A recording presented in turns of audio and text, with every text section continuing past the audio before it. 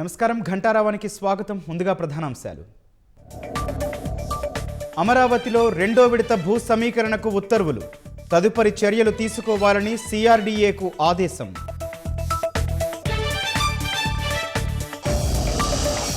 మొంతా తుపాను నష్టం 6,352 కోట్లు. పరిహారం త్వరగా ఇవ్వాలని అమిత్ షాకు లోకేష్ వినతి.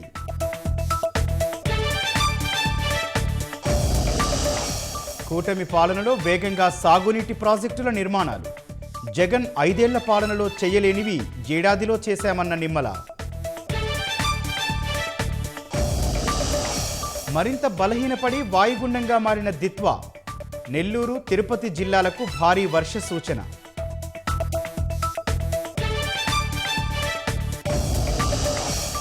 సంచార్ సాథీ డిఫాల్ట్ ఆప్షన్పై వెనక్కి తగ్గిన కేంద్రం. యూజర్లు యాప్ను డిలీట్ చేసుకునేలా వెసులుబాటు.